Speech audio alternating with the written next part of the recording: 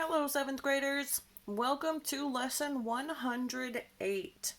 In Lesson 108, we're going to talk about formulas and how we can use substitution with formulas to solve for whatever they're asking us to solve for.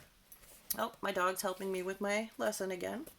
Okay, so what is a formula? So a formula is a literal equation that describes a relationship between two or more variables. So literal equation, okay, look, we just have variables in here. So used in math, science, economics, construction, food preparation, and so forth. So we use literal equations often. This is something that you will use later in life. I don't know. I encounter it on a fairly regular basis where I'm using formulas to come up with answers to problems that I might have. Okay, so let's figure out what we're going to do with these formulas to be able to solve for them. So this example says use the formula D equals RT to find T. So we're going to be solving for T when D is 36 and R is 9. Now, I can tell you that this is a formula that you'll use later in your math career. This is a distance formula. Distance equals the rate times the time. Okay, well, we don't have to know that to be able to solve this problem, however. It just says we need to solve for T when D is 36. So where the D was, we're going to substitute in the 36. So 36, sometimes you'll see me put parentheses around these as I'm substituting in, especially when we get further along where we're using negative numbers to substitute in. Those parentheses just help. Okay, so 36 equals, what's the R? It tells us the R is 9. So 9 times T. Okay, so T is what I'm going to be solving for. So how would I solve this equation? 36 equals 9t. Well, I know I need the t by itself, so divide by 9, divide by 9. That's going to cancel out my 9's over here, and I would get t equals 36 divided by 9 is 4. So solving for t, I get 4. Okay, here is another example. It says use the formula F equals 1.8c plus 32 to find F when C is 37. Okay, so you might recognize the F and C in math to represent Fahrenheit and Celsius, and you would be correct. So this would be a formula that would help us convert something from Celsius to Fahrenheit.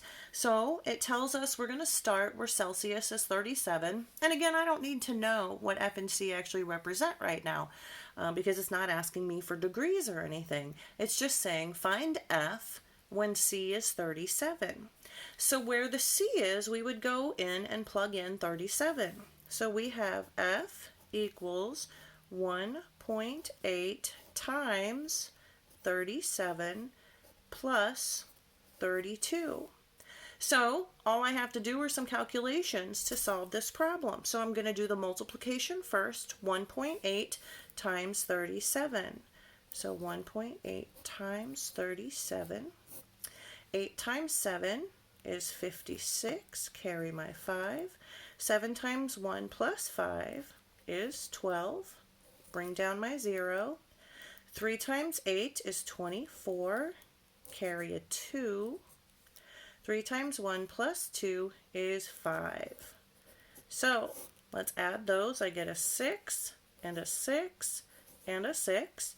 Now let's count our decimal points. I have one position over. So I have 66.6. So that's what goes right here. F equals 66.6 plus 32. So now I just need to do the addition. So I need to add 32 to my 66.6. So 66.6 plus, I know that that means 32.0. So let's add those together. 6 plus 0 is 6. 6 plus 2 is 8. 6 plus 3 is 9. Bring down my decimal point. So that means F equals 98.6. So interestingly enough, 98.6 is our normal body temperature. or the average of the normal body temperatures in Fahrenheit. Guess what? Celsius 37 is the average normal body temperature. So we just proved that 37 degrees Celsius is the same as 98.6 degrees Fahrenheit. You might say, well, why didn't you put a degree sign here? None of this was listed in degrees because, again, it's not expected that you would know what that formula meant. So, again, my answer would just be 98.6. Okay, we have two more problems to do. Okay, so this is use the formula A equals 1/2 times B times H to find B when A is 20 and H is 4. You might recognize this formula. A, area, equals 1/2 of the base times the height. We would use a formula like this to find the area of a triangle. Okay, but let's go ahead and use this formula, substitute in, and we're solving for B. So it tells us A is 20, so where that A is, I would put 20, so 20 equals 1/2 times, I don't know what B is yet, so I'll put a B there, and then it tells us H is 4. All right, so let's simplify on this right-hand side here.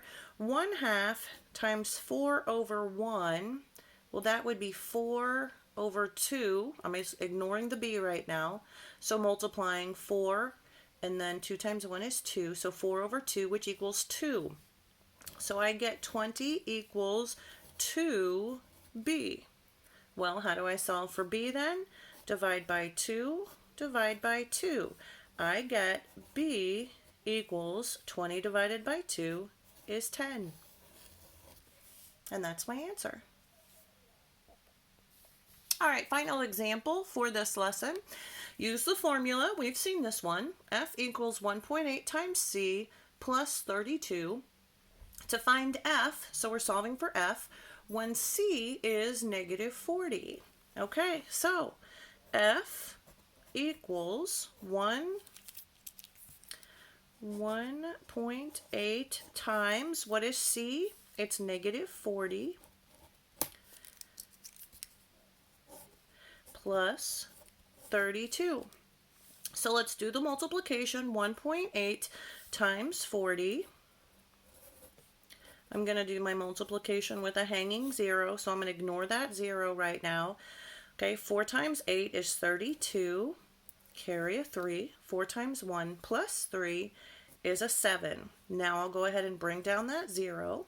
Let's figure out my decimal point. I have one number after the decimal, so I would have one number after the decimal in my answer. So I get 72. Now remember, I had a positive times a negative. So that's actually going to be negative 72. So F equals negative 72 plus 32. Okay, so you know how I like to look at these. I have 72 bad guys and I have 32 good guys. Okay, if they got into an argument, how many would remain? Well, I have more bad guys than I have good guys, so I know I'm going to have bad guys as my answer. So let's find the difference. 72 minus 32. 2 minus 2 is 0. 7 minus 3 is 4. So I have 40 bad guys remaining. And that would be my answer. Okay, enjoy working on lesson 108 today.